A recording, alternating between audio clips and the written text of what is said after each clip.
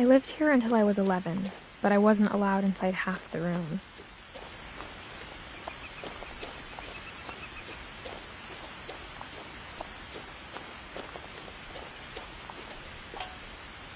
Inside the mailbox were bills from 7 years ago, marked urgent, open immediately.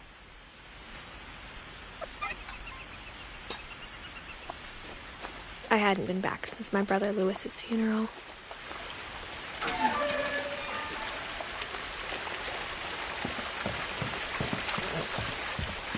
In her will, my mother left me a key, but didn't tell me what it unlocked.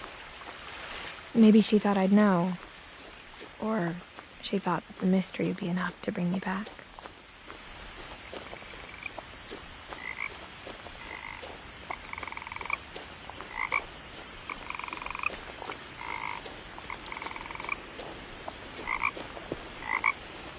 The truth is, even after I inherited the house, I never thought I'd come back to it. But now I had questions about my family that only the house knew the answers to. The woods around the house have always been uncomfortably silent, as if they're about to say something but never do.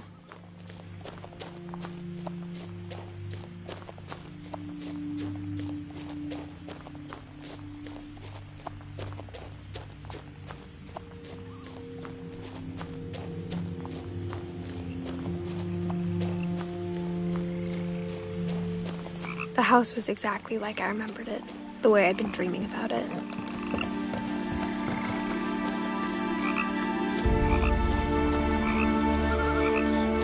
As a child, the house made me uncomfortable in a way I couldn't put into words.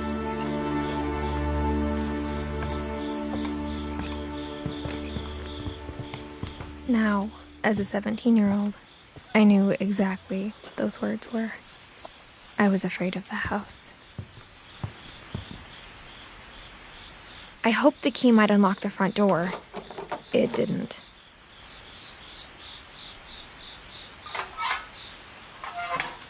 Looking in, I felt like the house itself had been waiting for me.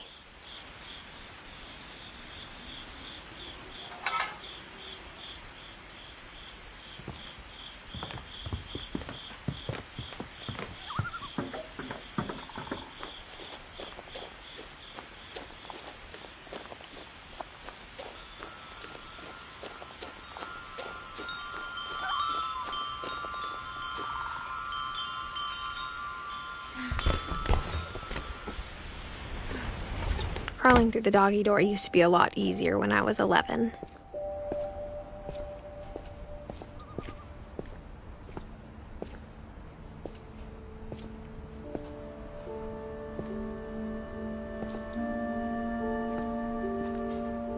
The power had been turned off the night we left.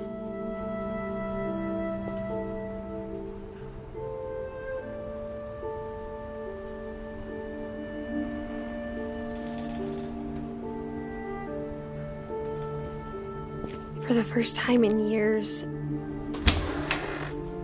I felt like I was home.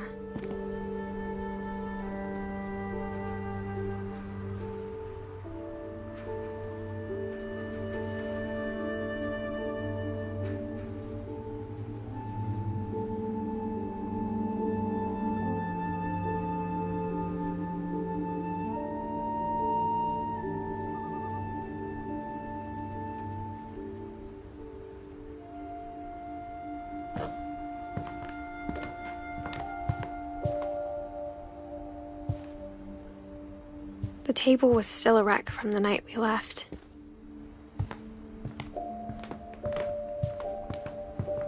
My mom was the only one of us who could imagine Great-Grandma Edie living in a nursing home.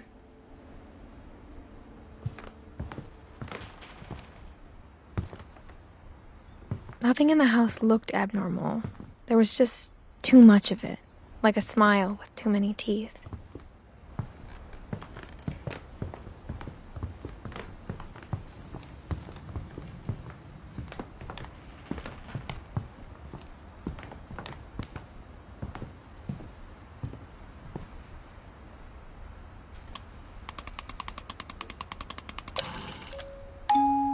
Great-Grandpa Sven built a music box for Barbara, along with the rest of the house.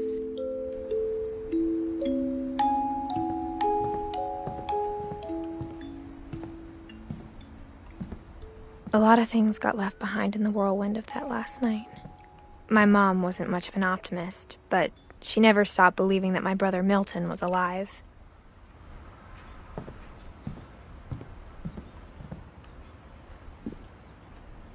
After Milton disappeared, Mom sealed up all the bedrooms.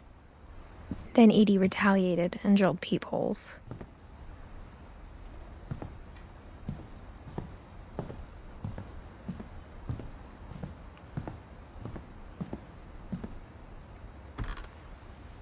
My Grandpa Sam spent 7 years sharing a room with his dead brother, Calvin.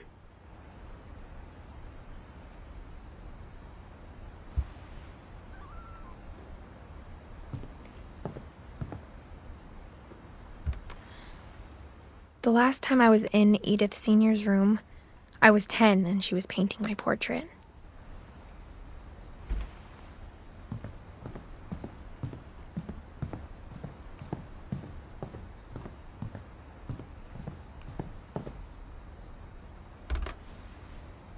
Molly always seemed like a girl I could imagine being friends with, if she hadn't died in 1947.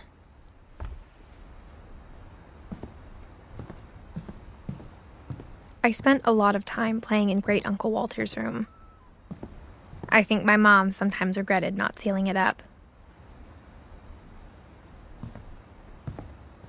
Louis told me there were secret passages, but I never believed him.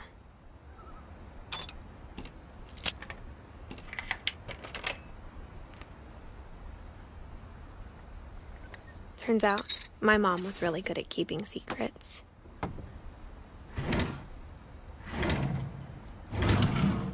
Now it was time to find out what my mom had been afraid of.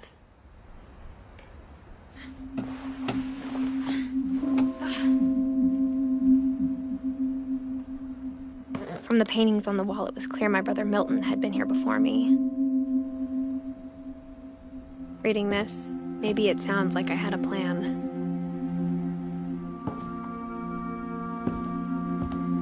But I had no idea what was behind that door.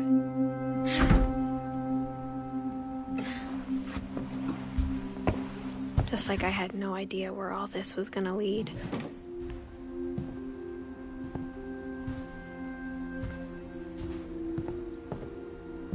I grew up looking at Molly's room through the peephole. Molly's gerbil had a tiny bedroom with its own even tinier gerbil cage.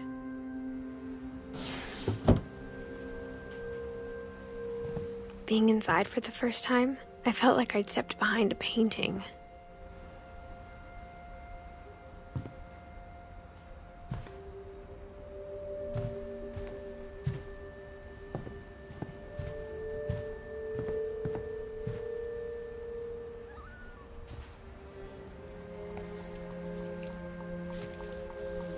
December 13th, 1947. Dear Diary, I'll be gone soon, but I wanted to tell somebody about what's gonna happen. It started when Mom sent me to bed without dinner. I woke up and I was starving, so I looked around for something to eat. The gerbil food was dry, but I didn't mind it.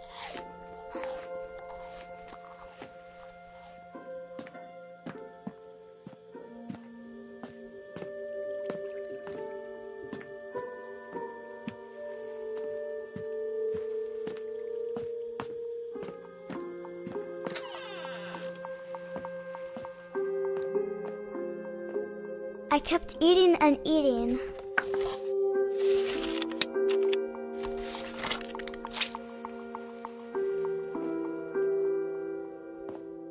I ate a lot of things that night.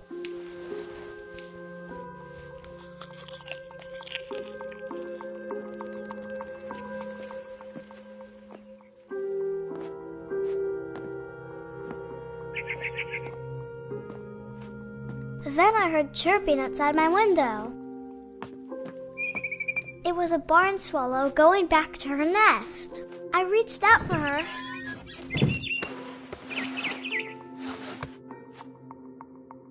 And Suddenly, I was a cat.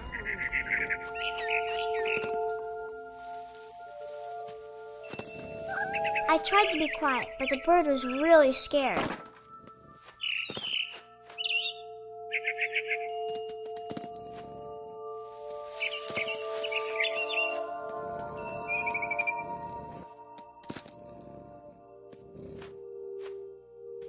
Mom and Dad didn't even look at me.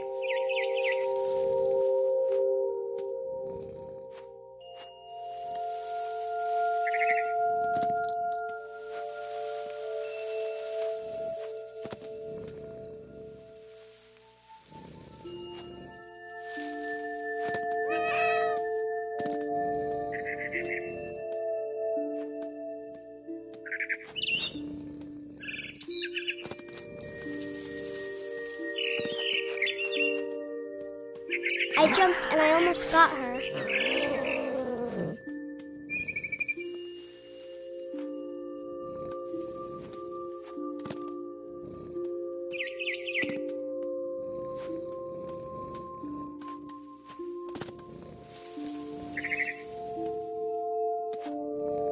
I could tell she was getting really tired. Now I was up in the big tree. I promised Dad I wouldn't climb it anymore. All I cared about was eating that mama bird.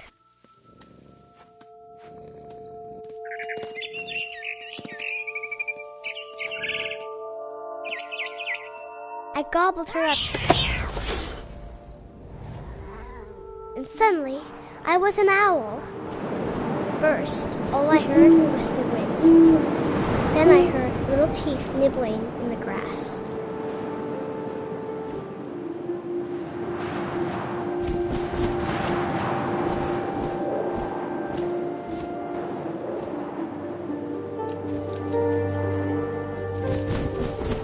Rabbits.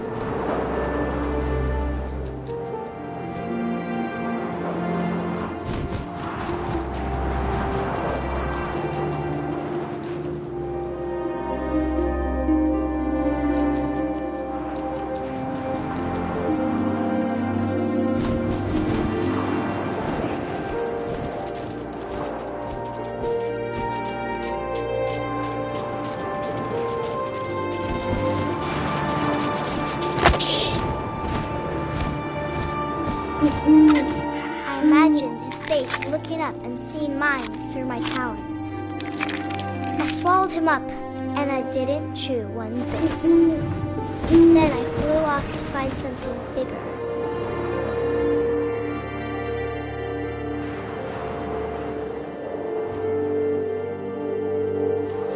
A mama rabbit.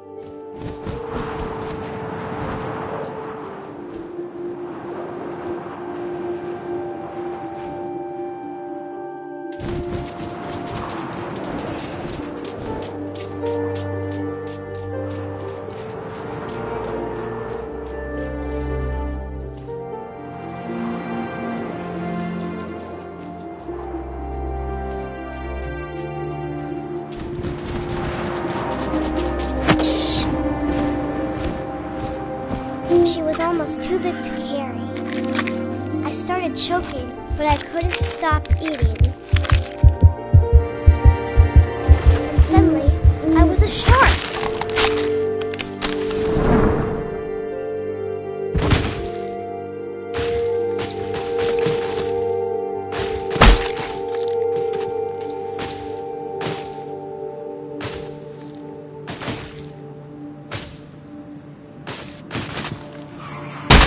I rolled off a cliff and into the ocean. Now, I was hungrier than ever.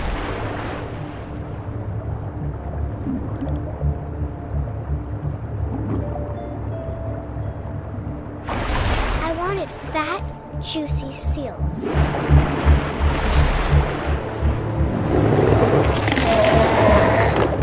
I tore off her flipper, and it tasted really good.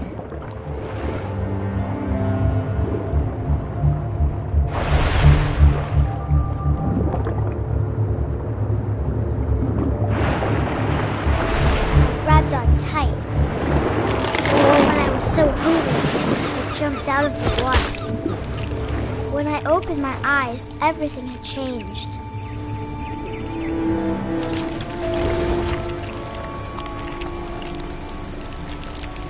Now I was a monster, and I smelled people everywhere.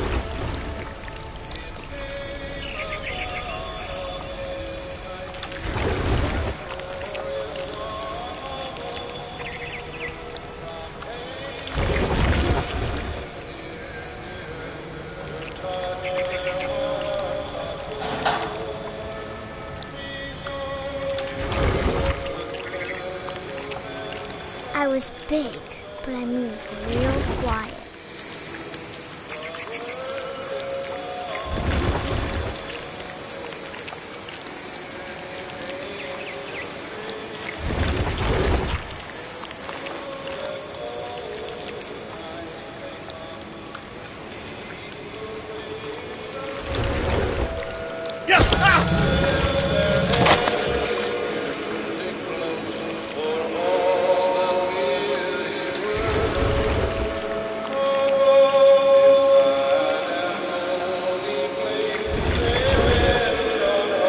To stop, but also I didn't.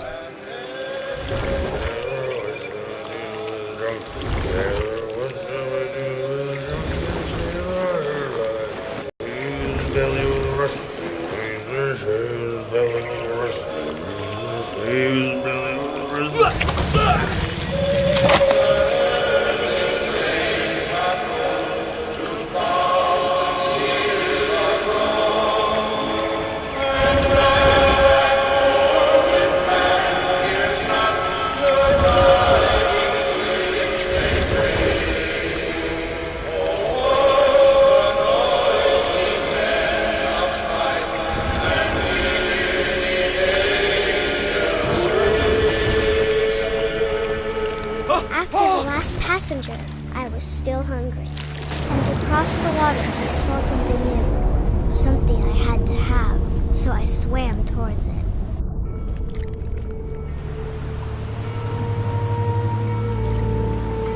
I slithered onto the sand, and the good smell went into an old pipe.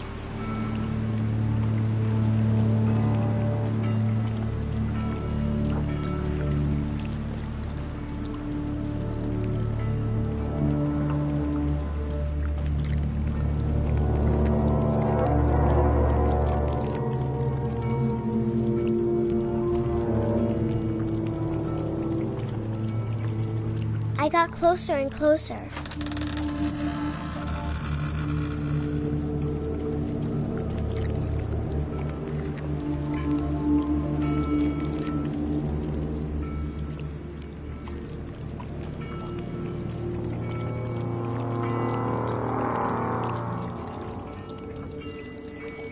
All my stomach started growling.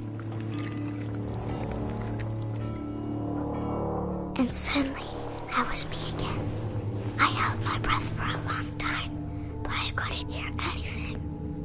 I think it's waiting for me to fall asleep. But it's not going to wait much longer. It needs to feed, and we both know I will be delicious.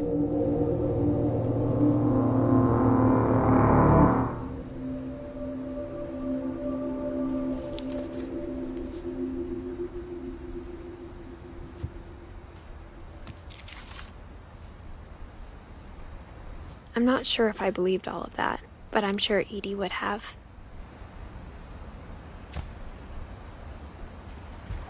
I got the sense Edie had spent a lot of time here, before my mom sealed the doors.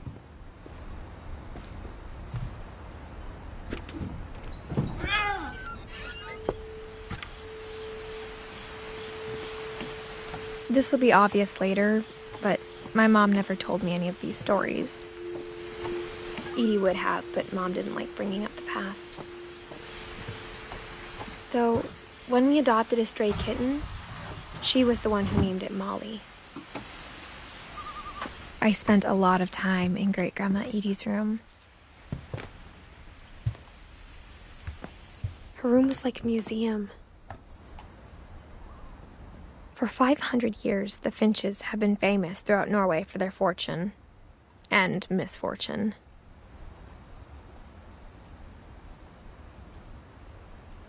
Odin Finch buries the latest victims of the family curse, his wife Ingeborg and their newborn son, Johan.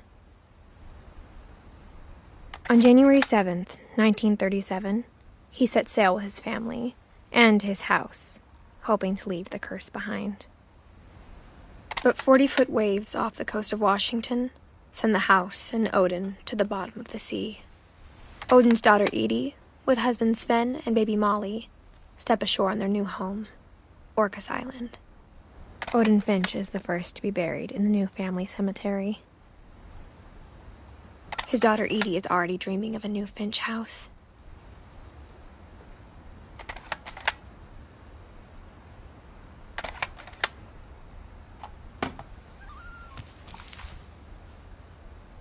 Whatever's wrong with this family, it goes back a long ways.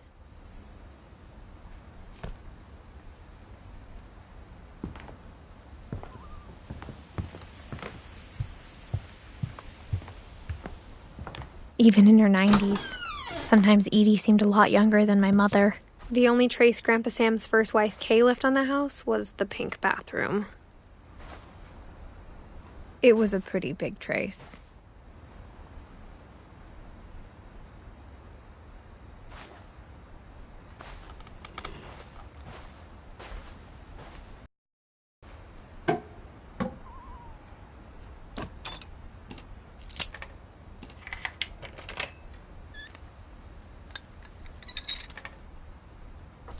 There's a secret in this bathroom. It's in the last place you would look. It isn't in the cupboard.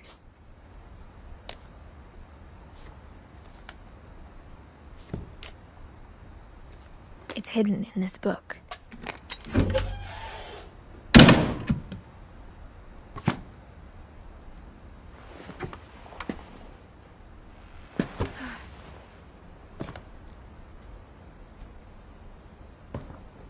Sven gave Sam an old camera he'd refurbished.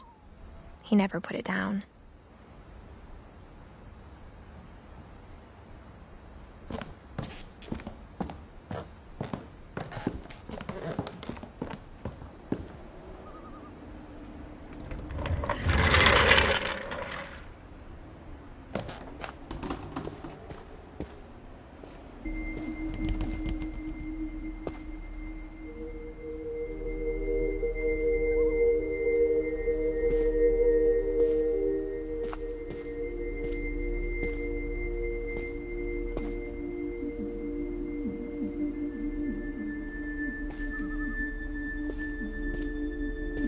I knew Grandpa Sam had a twin, and that he never talked about him.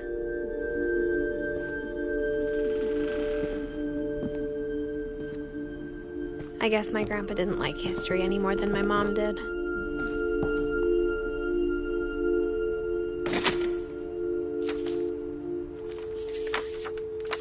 How I Want to Remember My Brother by Sam Finch. The thing I remember is that when he made up his mind, that was it.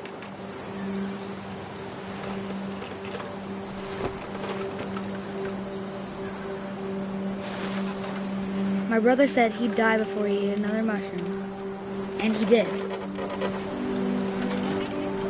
At Barbara's funeral, we swore we'd never be afraid again, and he wasn't. I think Calvin always wanted to fly.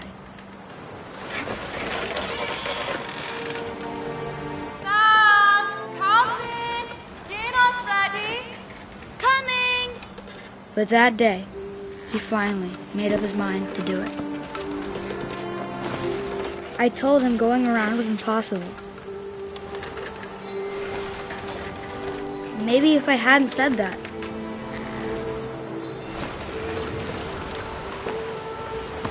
Alvin, I'm not gonna tell you again. Maybe if the wind hadn't picked up, then maybe he'd still be here. But I doubt it. I think he'd already made up his mind. That's what I want to remember about my brother.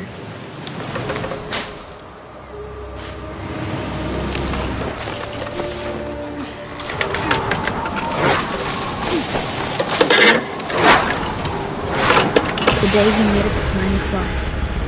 And he did.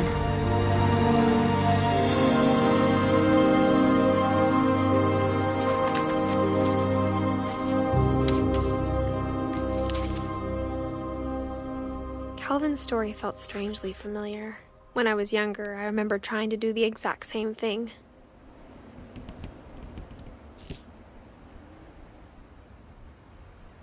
After the funeral, Edie roped off Calvin's half of the room.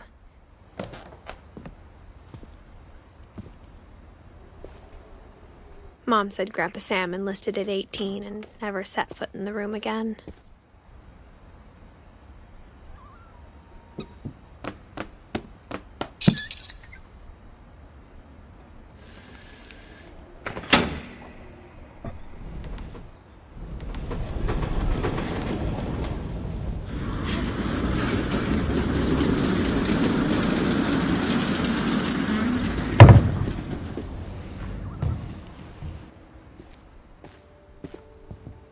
The passages were a pretty tight fit. They'd obviously been built for smaller hands and bellies.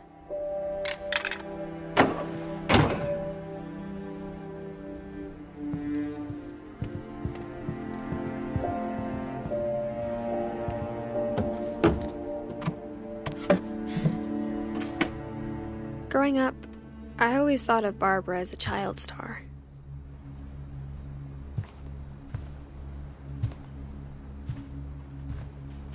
I never thought about how hard it must have been for her afterwards.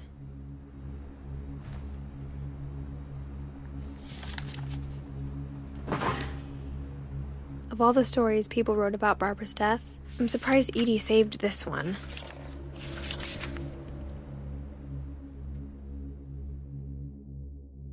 Old Jack here with another ghastly tale inspired by America's most unfortunate family. I'm calling it The Surprise Ending of Barbara Finch.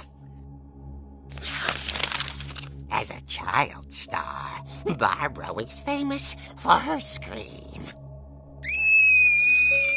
Now at 16, she was all washed up.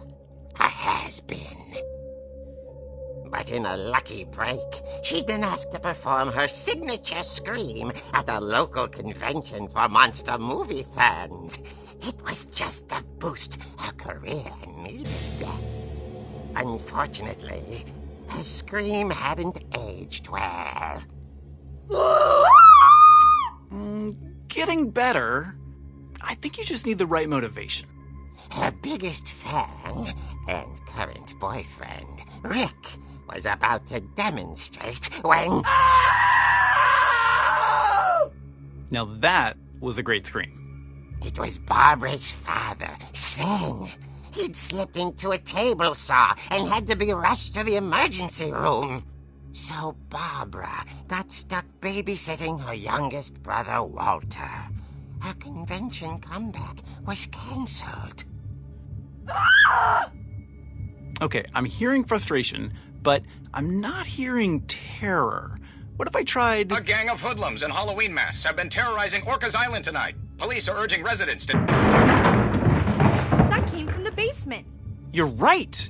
Also, I loved your delivery on that. Why is your basement door locked? Because my dad likes making puzzles and secret passages. There's a key hidden in the music box. The secret is to keep winding and winding until finally the key pops out. Thanks, babe. I'll be back in a sec. 20 minutes later, Rick hadn't returned. So Barbara went to look for him, right on cue. She reached for the music box. And as she wound the key, she listened for Rick, but the house was silent.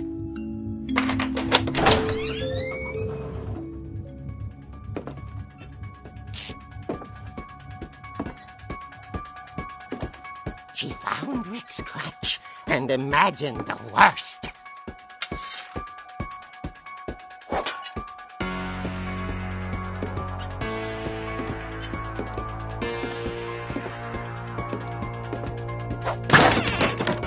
The gang's leader is the infamous Hookman killer, Dr. Carl Hamill, who impaled and then ate his family 10 years ago tonight.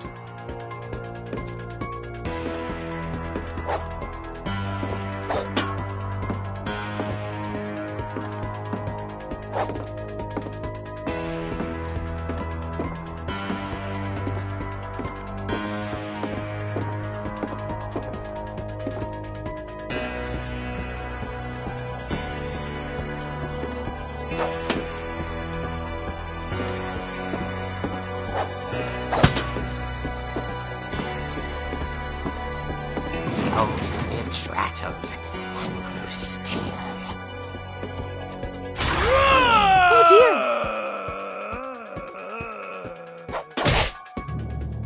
Oh! Rick? Barb, relax. I was just trying to scare you to help you find your scream. Well, I'm not scared, Rick.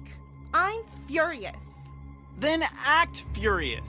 All I'm getting from you now is that you're hurt and confused and She threw him out, but she kept a little something to remember him by. Barb, have you seen my other crutch? And she was still holding it when she fell asleep watching the late picture show. Hours later... Barbara! Walter, what's going on up there? Ah! Okay, I'm coming up, but if this is a trick, you're dead, Walter.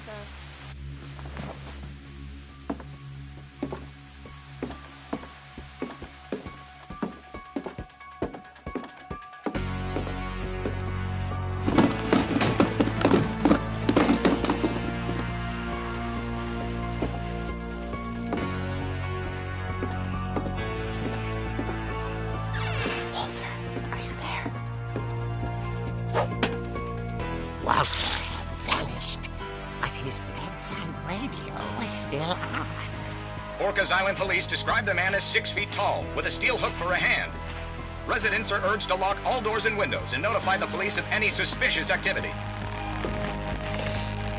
Barbara turned, saw the hook man, and was speechless. He was quite smashing.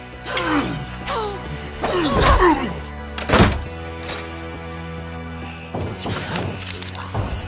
He couldn't get enough of Barbara. Okay, Barbara, there's gotta be another way out of here.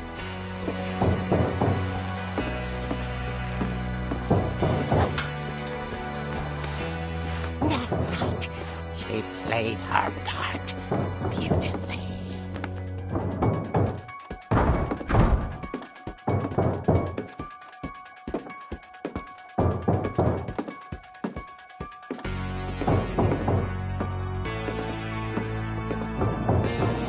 She thought about abandoning Walter, but just couldn't do it.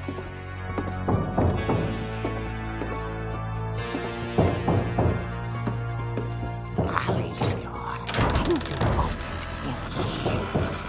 The hinges groaned.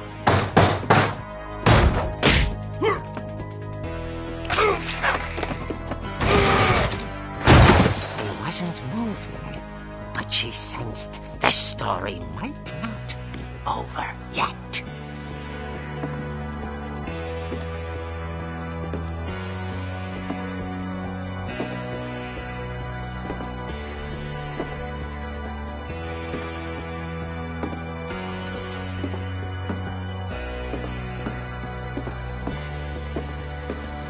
The hookman had vanished. She listened for his breathing, but all she heard was...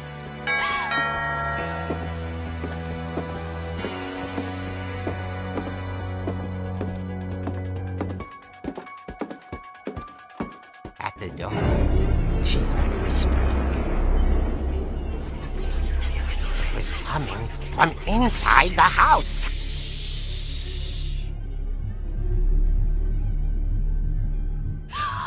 Oh dear.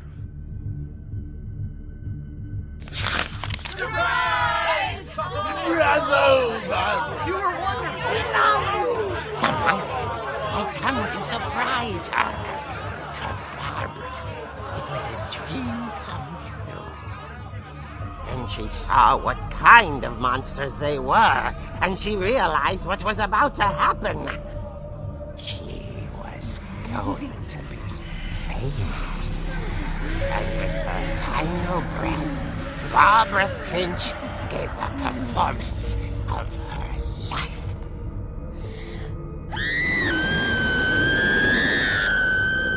I wasn't there myself, but I hear Barbara was magnificent.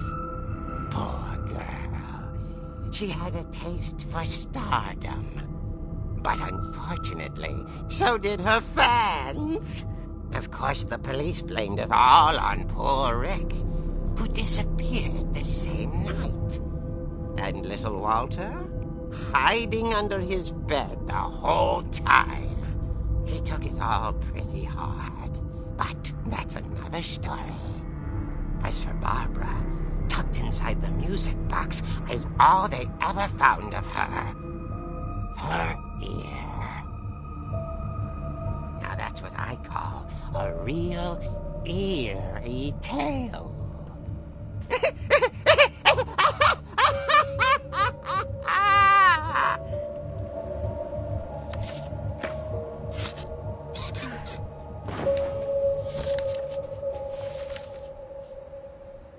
Edie told me all Barbara wanted was to be remembered, as absurd as that comic was. Maybe what Edie saw was a happy ending.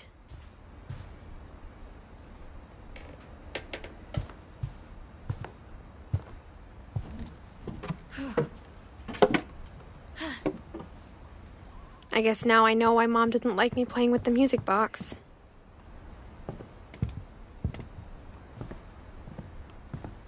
Whenever people ask me about my family, the first thing they always want to know about is Barbara.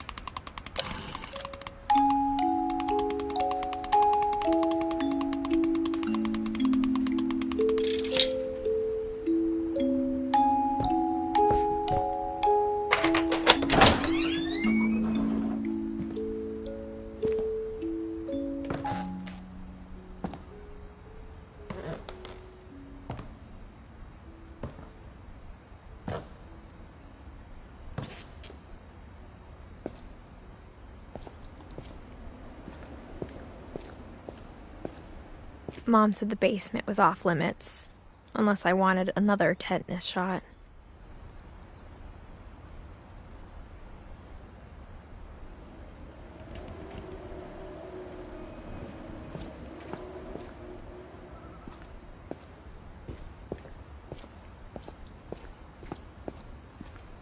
I saw Edie sneak down to the basement once, carrying packages. I thought maybe she was hiding presents.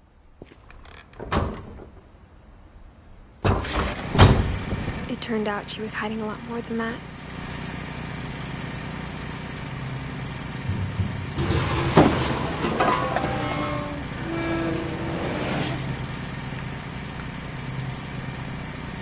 I remember asking Mom once about where Walter had gone. She said after Barbara died, he got as far away as he could. If there's a pattern in all these stories, I think it's that none of us has gotten very far.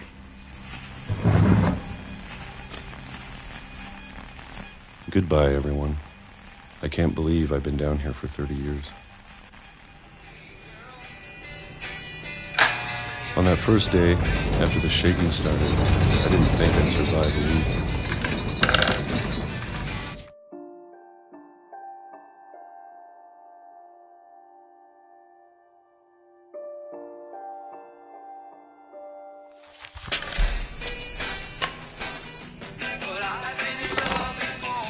But after a few days, I settled into a routine.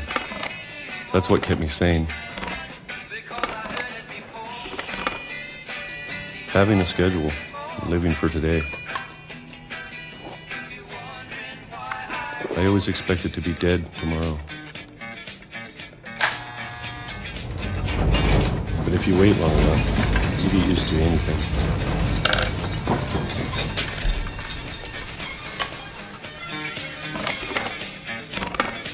Even a monster on the other side of the door starts to feel normal.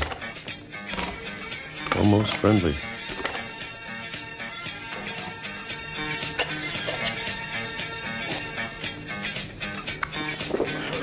And then one day, everything just stopped. Whatever that thing was, it was gone. Maybe it got tired of waiting. Or maybe I just got tired of being afraid.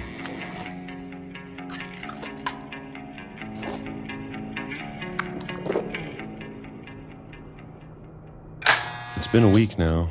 The longest in 30 years. I'm done waiting. I have to leave while I still can.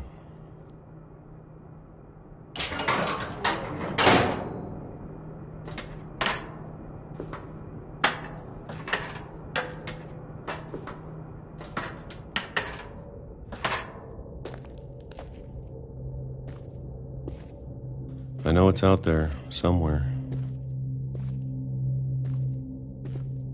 Whatever killed Barbara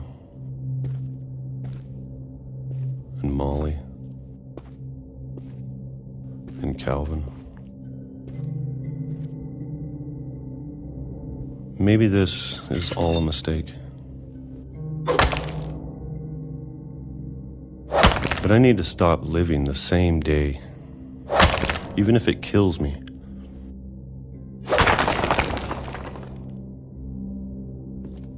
Whatever's out there, I want you to know I'm ready for it.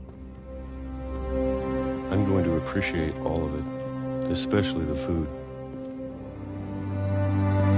I don't mind if I only have a year left, or a month, or a single week. I'd be happy with 1 year again. I can already imagine the sun on my face.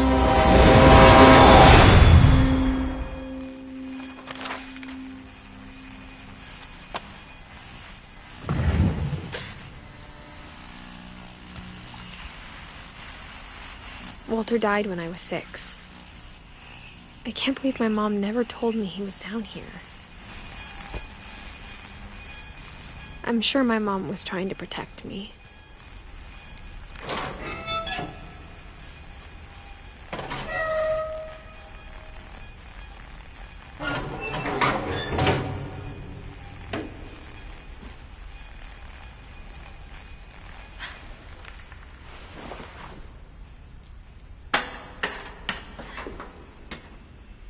Maybe she was afraid I'd end up like Walter. But if she never told me about an uncle under the house, I can only imagine what else she was hiding. I don't want to make the same mistakes she made, trying to bury something that's still alive.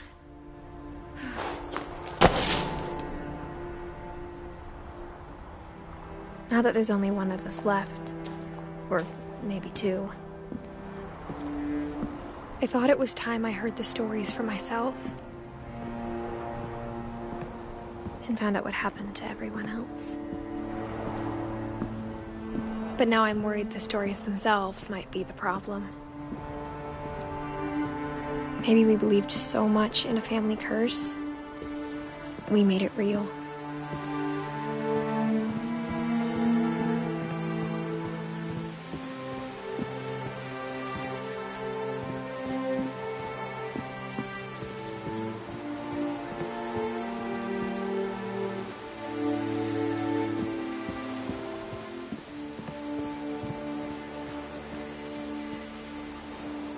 I don't know if I should even be writing this.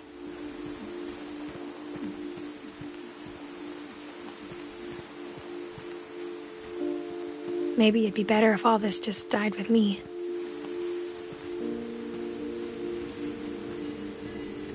But I thought you should know about your family.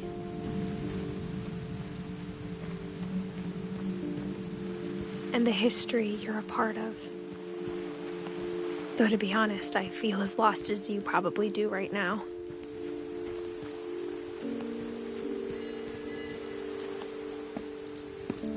I think the people in these stories believed them, for what that's worth.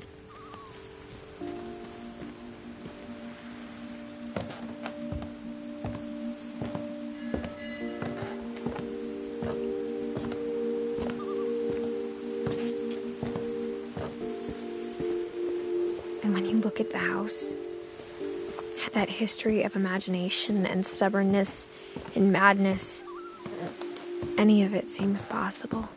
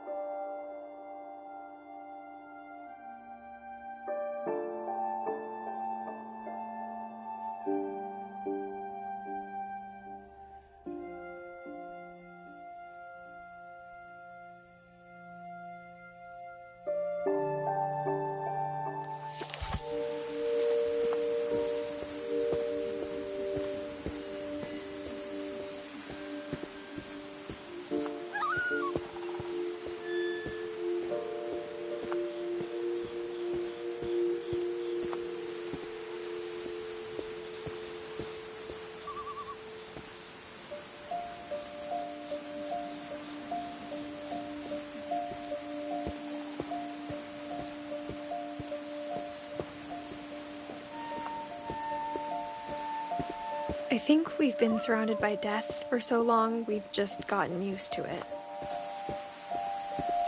What kind of family finishes building a cemetery before starting the house?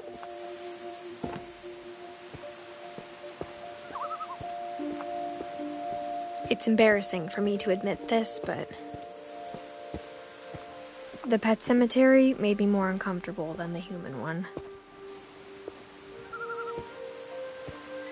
3 of the gerbils are mine, and too had been my fault. Sven built the house, but it was Edie who designed the cemetery.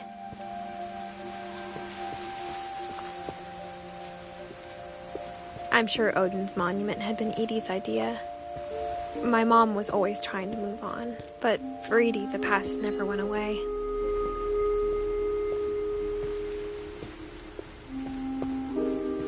She could see it poking out of the water at low tide.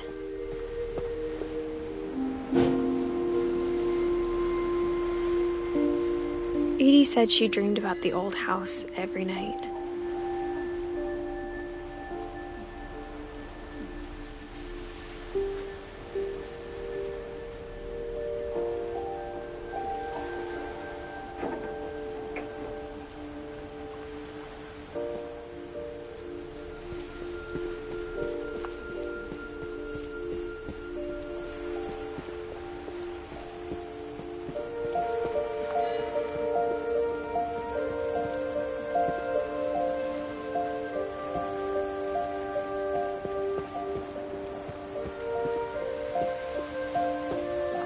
Edie's side was always easier for me to understand.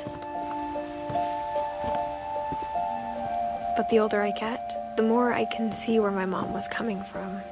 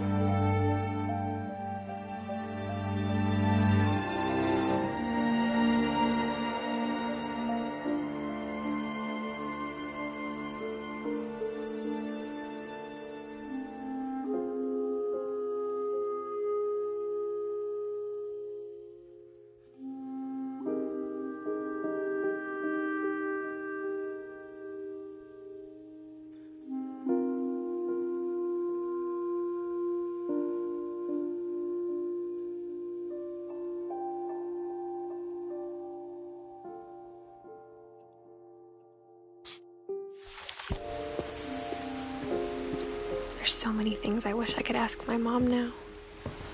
Part of me thinks this is what she wanted all along.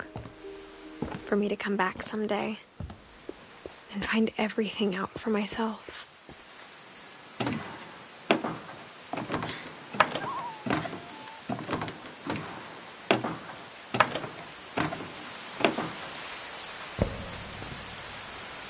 But looking back on it now, if she told me there was going to be so much climbing, I never would have come when I was 22 weeks pregnant.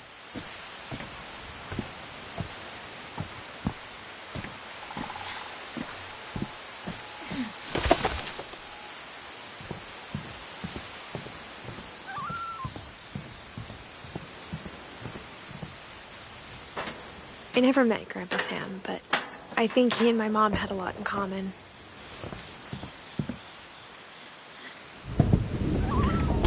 They were both pretty intense.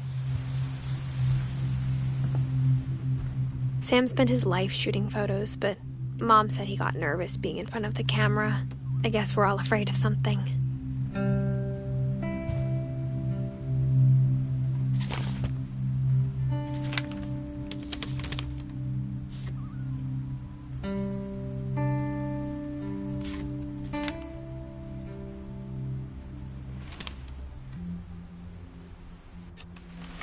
Dawn, I promise, you'll never forget this weekend.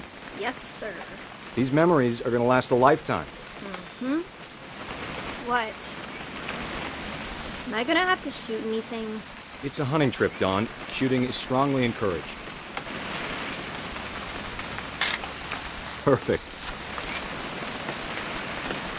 It's gonna rain the whole weekend, isn't it?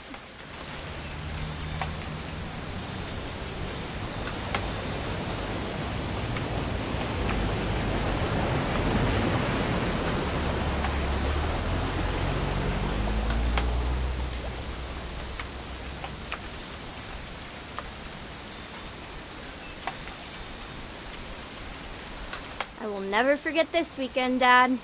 That's the spirit.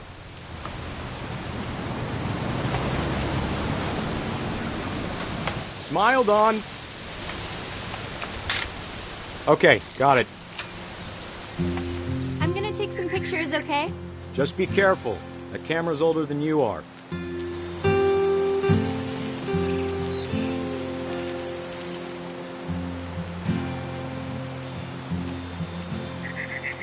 You're right, Dad. It's starting to clear up. Still freezing, though.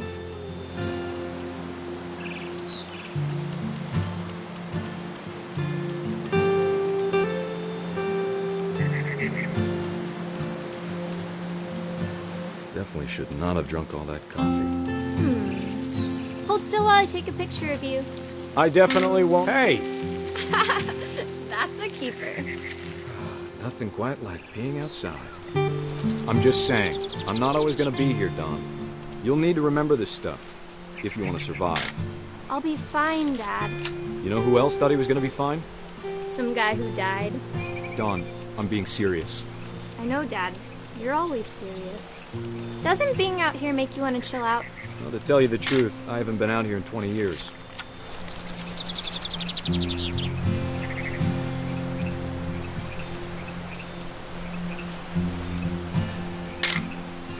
Dawn, don't you think you could find something more interesting to photograph? Your grandpa Sven taught us how to fish, how to build a fire. We found an old logging trail. There were deer everywhere. I bet if I could remember where that trail was, we'd spot a buck for you in no time.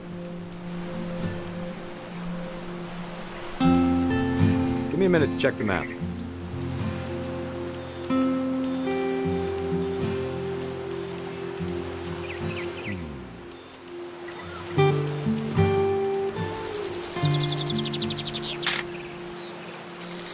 Let's see.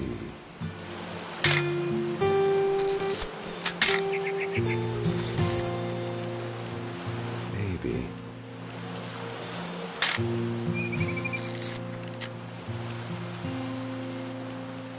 Or was it?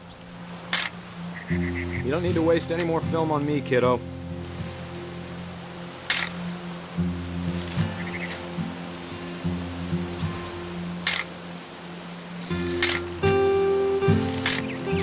Could have been.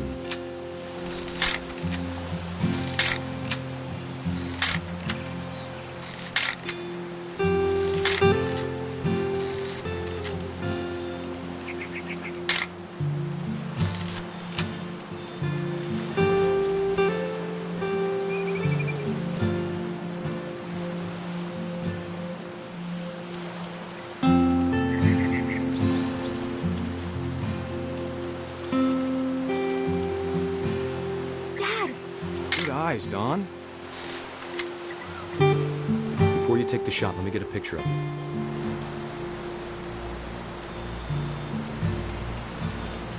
Dad, I... Just breathe. Let me get behind you. Do I have to do this? Dawn, you don't have to do anything. But if you want to survive, you'll need to be strong. Great shot, Dawn!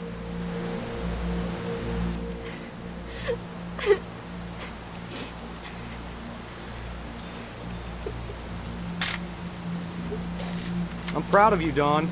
Always remember that, okay?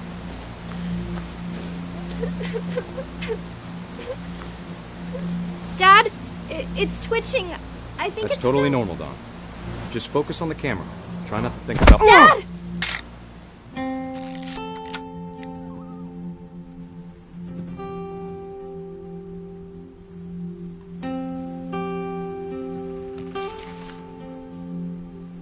Of all these stories, that's the one I wish most that my mom had told me.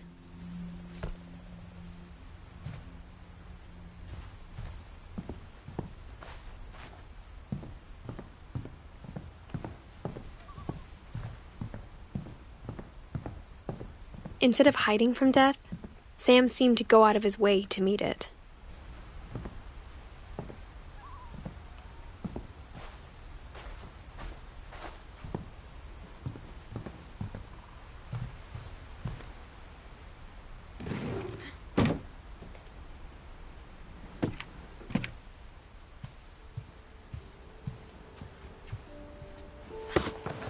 After Sam died, my mom and Edie got really close.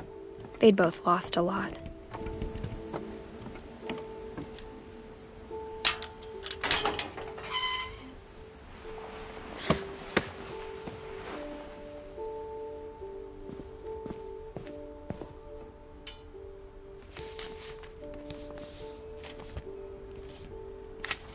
Dear Kay, do you remember the way Gregory used to laugh when he thought he was alone?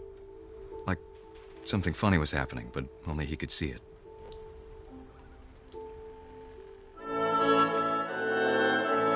I think he saw things the rest of us don't.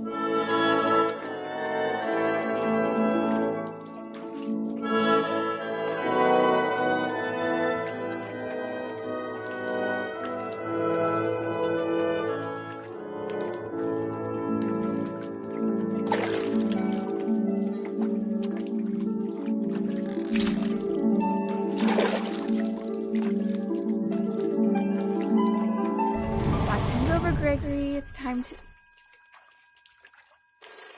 Hold on, sweetie. Hello? Sam, I told you I don't want to talk right now. I wonder what he saw.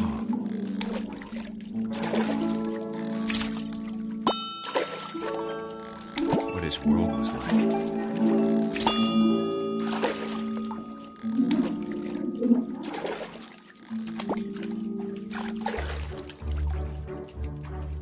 He reminded me so much of Calvin. Lost in his imagination.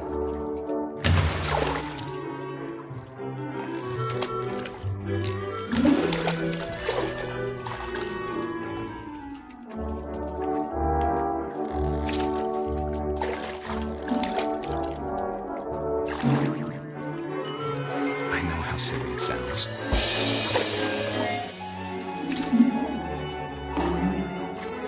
That I worried about a baby being too happy. But I could feel him slipping away. Sorry about that, Gregory. I know you did everything you could. Maybe if I hadn't called that night. Damn it. Hold on, I don't want Gregory to hear this. I wish he could have told us about the world he saw.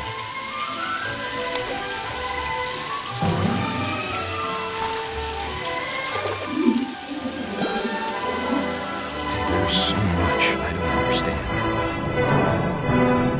about Gregory. About everything.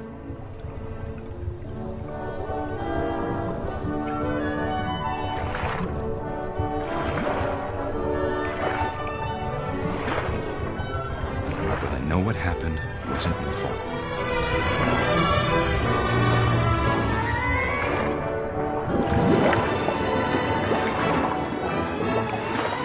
I'm sure he's happy.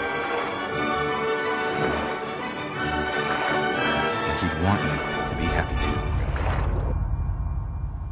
Good luck, Kay. Love, Sam.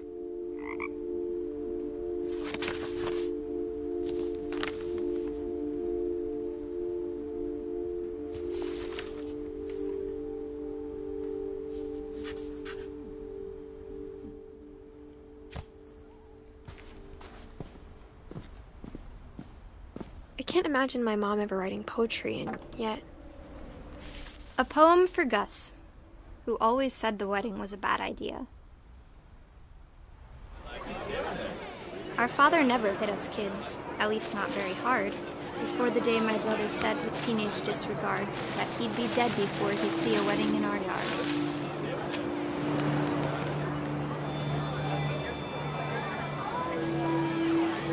My father made him come, of course, but Gus stood far apart, just flew his kite and bottled up the storm inside his heart.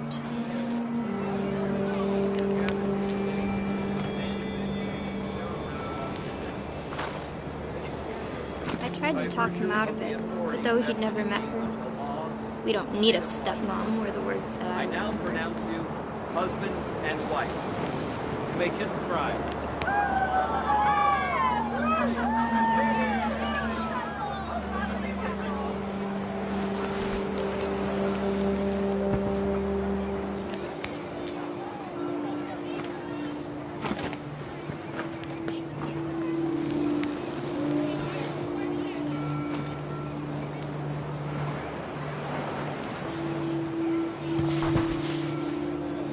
When the time for photos came, Dad ordered him to come here.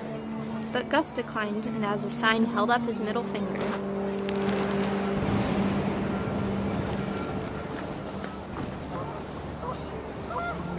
The wind picked up, and panicked geese appeared and quickly went. But all the humans did that day was go inside the tent.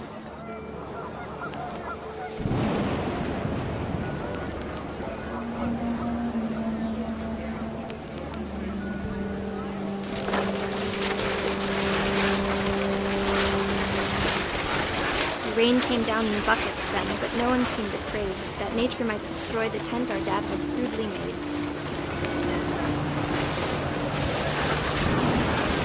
The thunder sounded much too close and full of angry power, but all my father said to this was, "Make the music louder."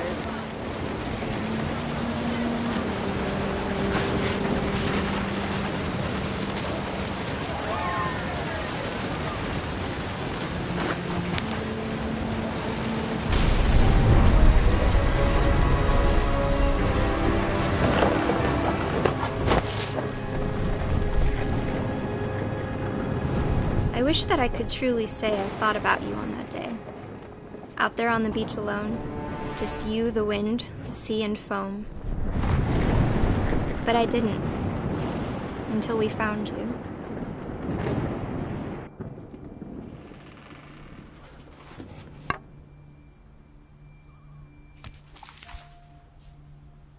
She never talked about him, but Mom told me once if I was a boy, they were going to name me Gus.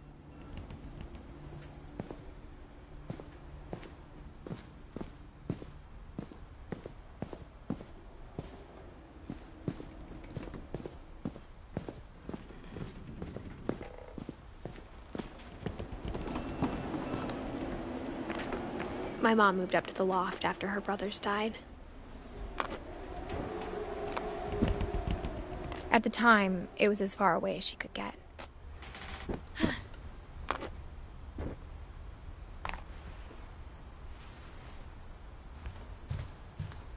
She spent a summer building houses in Calcutta, where she met my dad, Sanjay.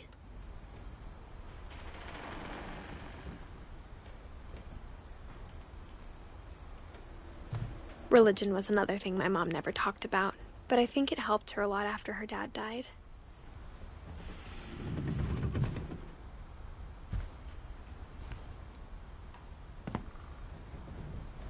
My mom moved to India a week after graduation and got a job teaching English. Louis was born a year later. When my dad died, I don't think Mom knew where else to go. I'm sure Edie was happy to have her back.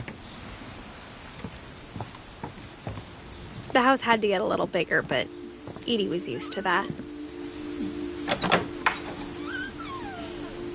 And for a while, things were good, almost normal.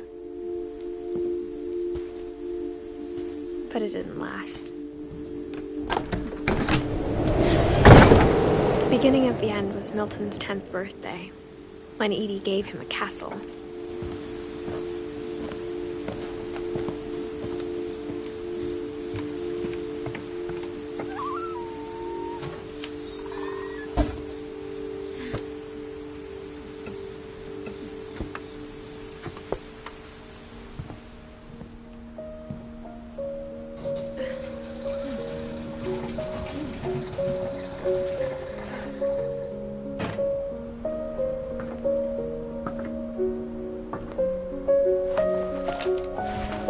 Milton Finch in The Magic Paintbrush.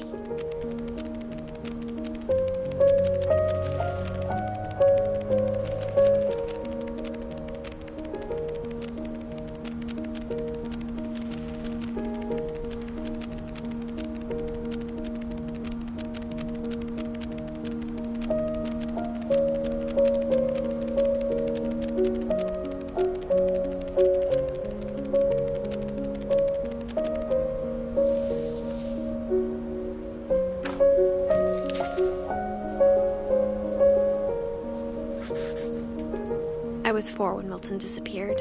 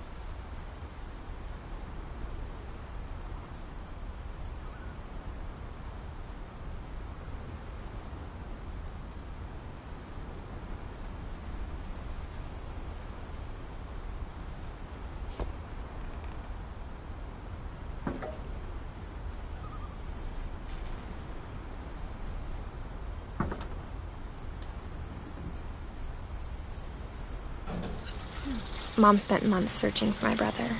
Then she sealed the doors.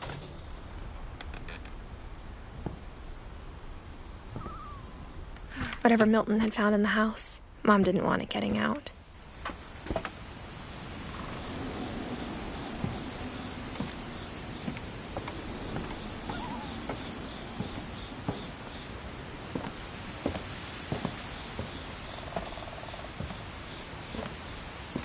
Mom definitely blamed Edie, but I think Louis blamed himself. After he graduated, he just spent more and more time in his room, until Mom got him a job at the cannery.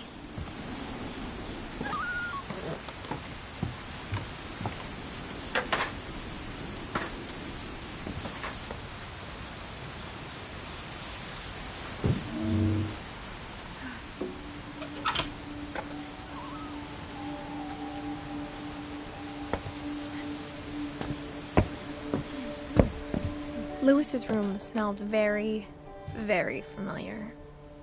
That part of him lived on. Louis and I spent a lot of time playing games together, but he was surprisingly bad at them. He died a lot.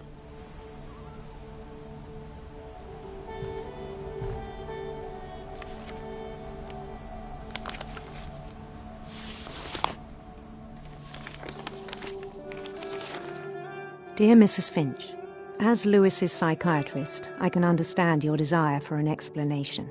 As I see it, the trouble began in January, shortly after we convinced your son to seek treatment for substance abuse.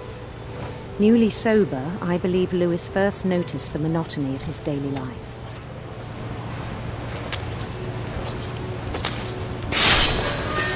He kept working at the cannery, but he withdrew part of himself. In our sessions, I saw the same behavior. His mind began to wander.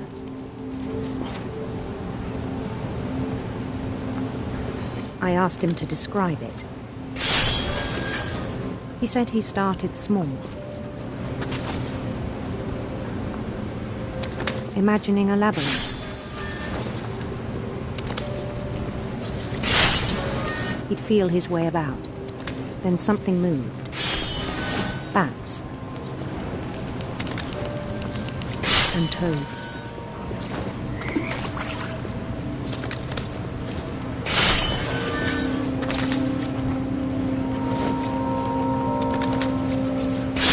And things that have not names.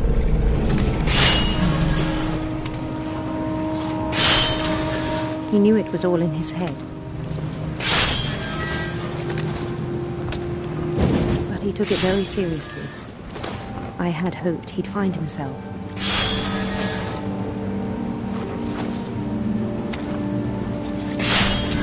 But he found something more.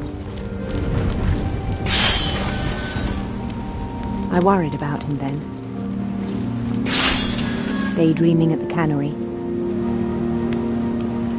I spoke with his boss. But he said Louis had become a model employee. Methodical, tireless, focused. Like a whole new Louis. So I let him go on.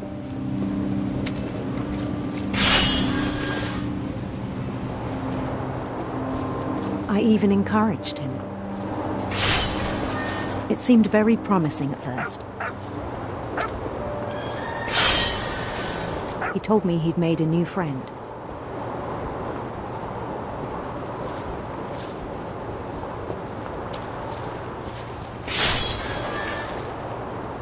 On the edge of a city he named Louis Topia. He built the city up slowly, brick by brick. Then he made musicians.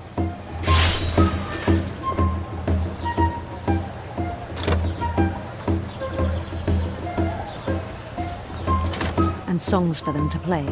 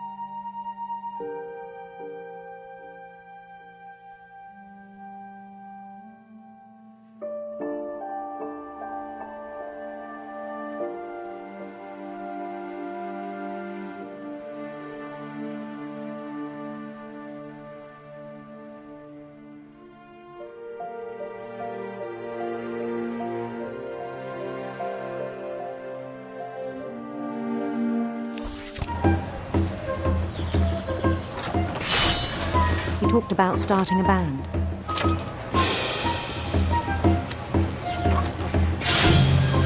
And he was always humming something. Every day his imagination grew stronger.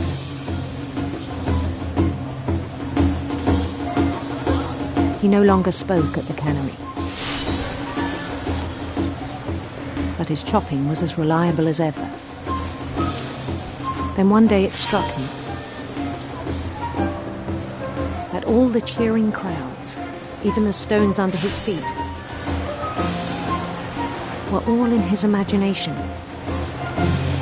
so he could do whatever he wished.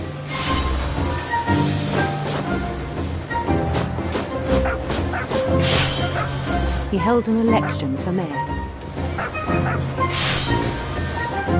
And he won. They begged him to stay, but his mind was already wandering. It became a game for him.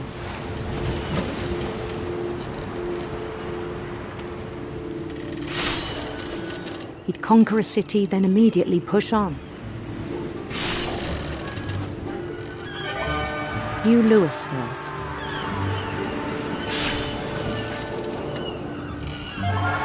St. Louis.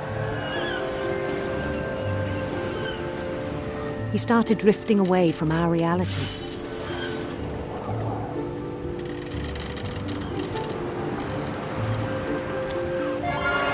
Minneapolis, until one day he forgot to go home from the cannery. Even as his mother pleaded with him, part of Louis kept sailing on.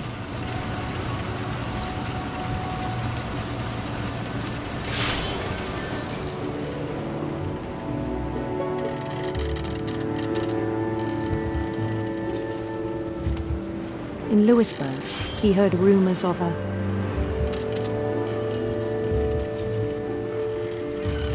handsome queen.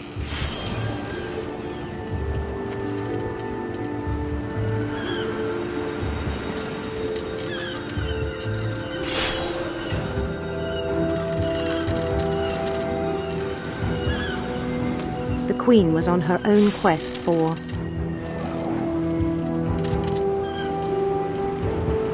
radiant rainbows.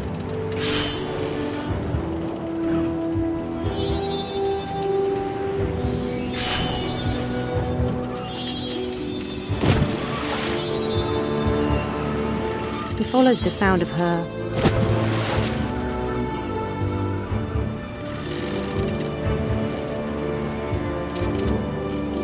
electric sitar.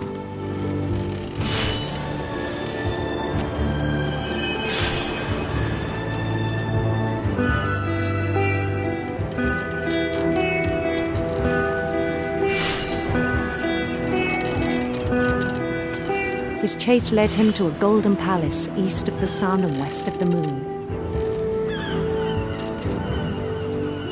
Even then, his logic remained sound.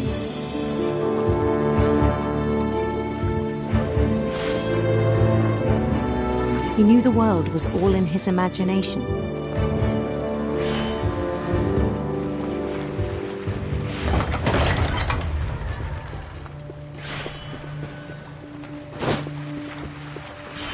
But he was so proud of having created it. In his own eyes, he'd become something greater than a king.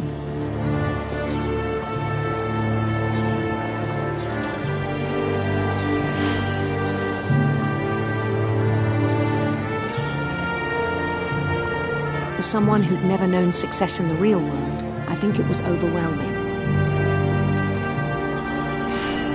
And then it struck him that the real Louis was not the one chopping salmon, but the one climbing the steps of a golden palace.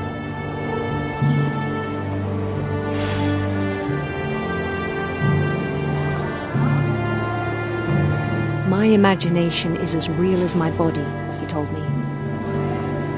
It was hard to argue with him.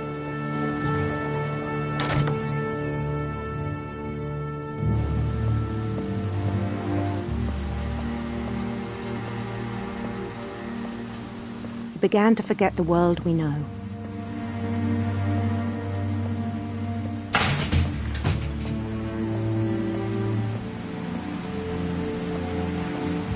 I think it pained him to remember Louis, the cannery worker.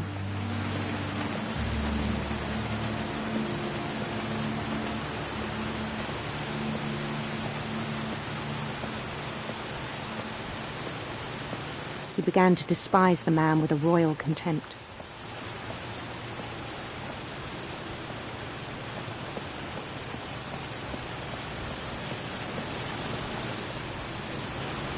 I still thought I could save him. Even after he said he was being crowned king over all the lands of wonder. The palace would be packed with his companions.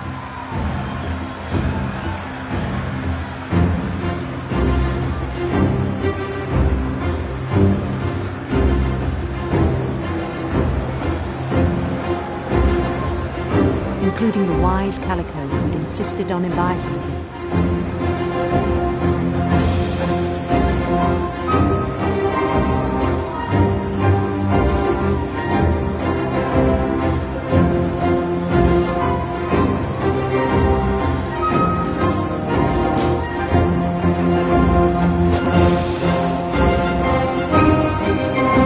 His queen waited, holding his crown.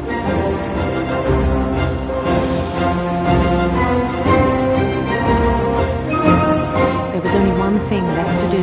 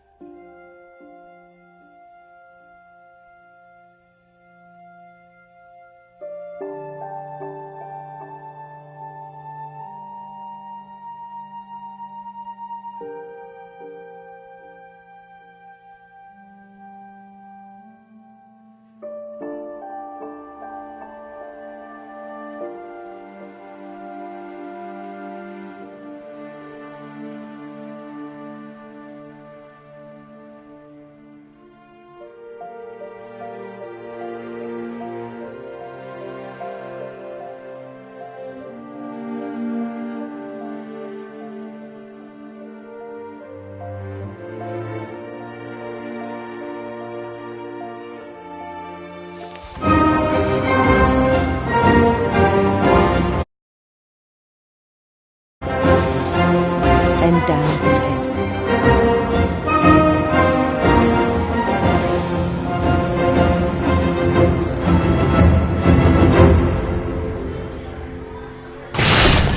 And the rest I think you know. Mrs. Finch, your son was a kind man who will be missed by all of us who knew him.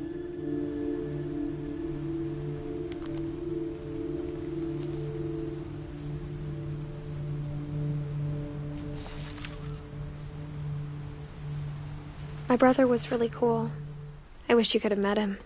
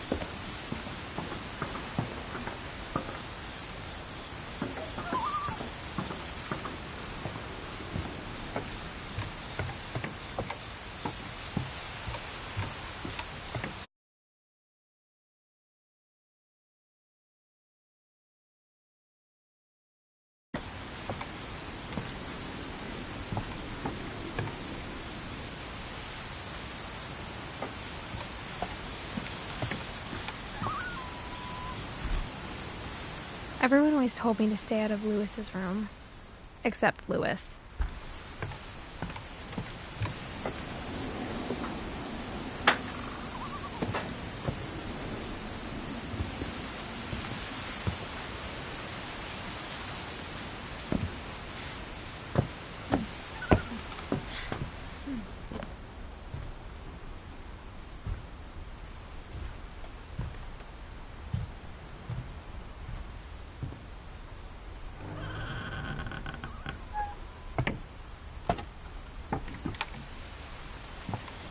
On the way back from Lewis's funeral, my mom told me to start packing. She waited until the day before we left to tell Edie. I'm not sure if she wanted to make it easier or harder.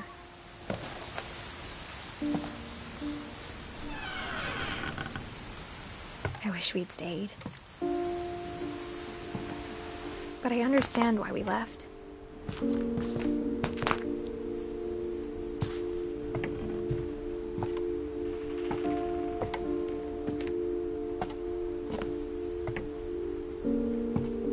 What happened that night had been coming for a long time. Maybe it should have come sooner.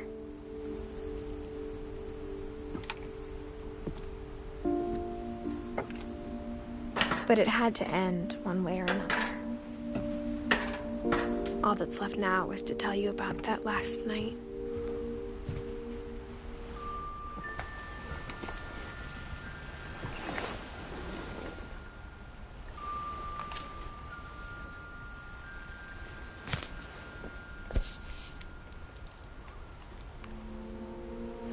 That whole last day, Edie just watched us pack and didn't say a word.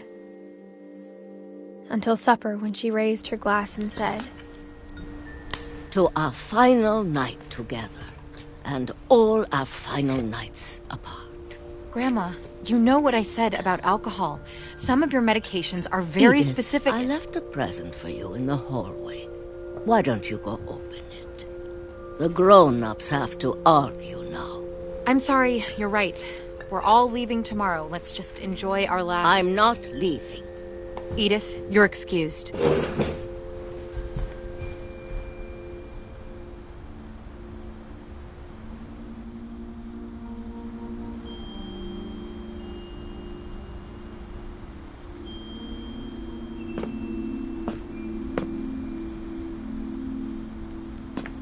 The power had been shut off that morning, but Edie always had plenty of candles.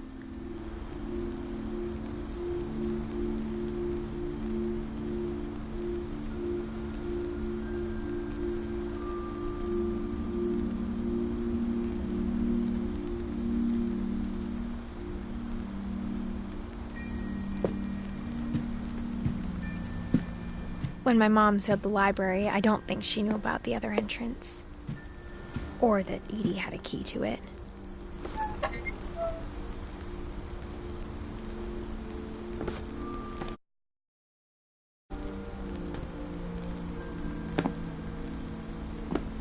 That thing you're afraid of isn't going to end when you leave the house.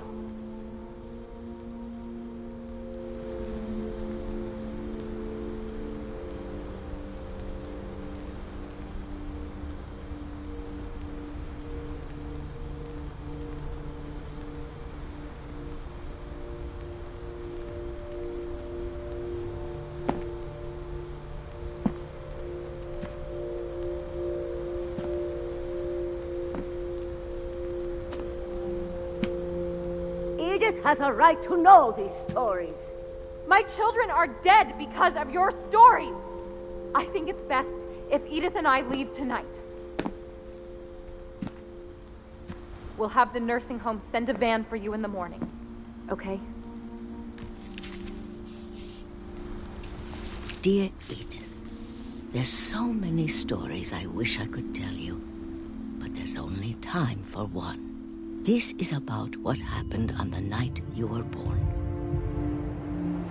That night, the tide went way, way out.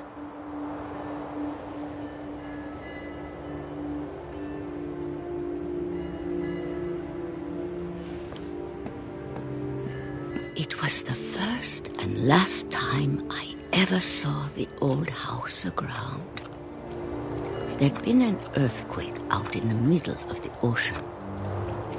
They called it the lowest tide in 1,000 years. God, it smelled awful. You know, I've seen that house every day of my life.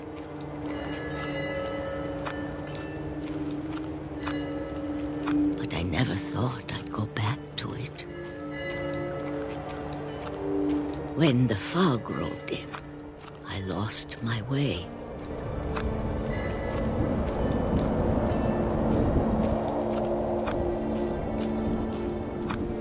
I got turned around.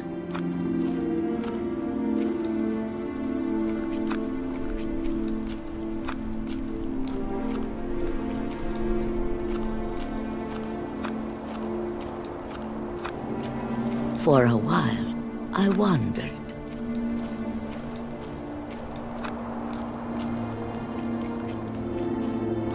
I started seeing things.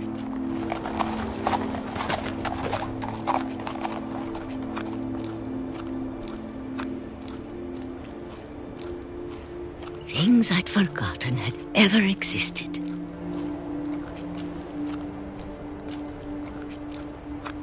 But when I saw them, they felt like old friends. That night, a lot of things came back to me.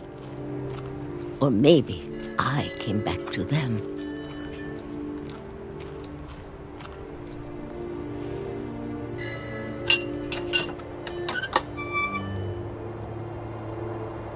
Things I can't explain, but that I need you to try and... Edith, what are you doing in here? It's mine. Edith! Mom, you're gonna rip it! Let go! I kicked and screamed, but Mom dragged me to the car. I never saw Great-Grandma Edie again. The next morning, the van came to pick her up, but she was already gone. After that, we moved around a lot.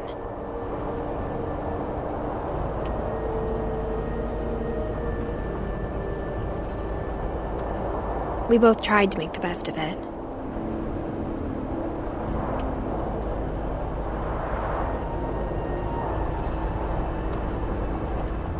A few years went by.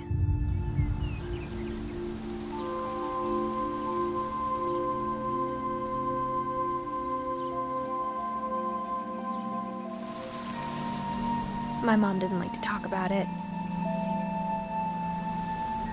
But she started getting sick a lot. The rest happened pretty quickly. She got better for a while, and then she didn't.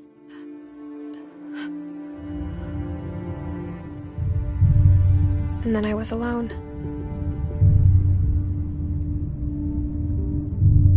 The last Finch left alive.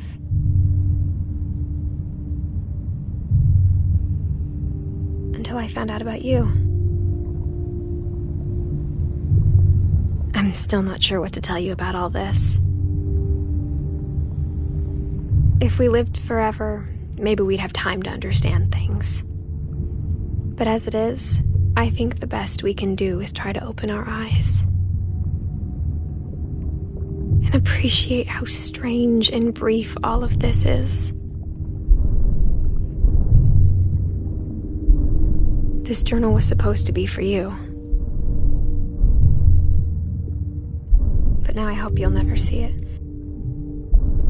I just want to meet you and tell you all these stories myself. But I guess if you're reading this now, things didn't work out that way.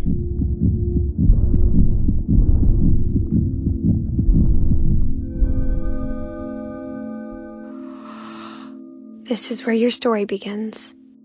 I'm sorry I won't be there to see it. It's a lot to ask, but I don't want you to be sad that I'm gone. I want you to be amazed that any of us ever had a chance to be here at all. Good luck.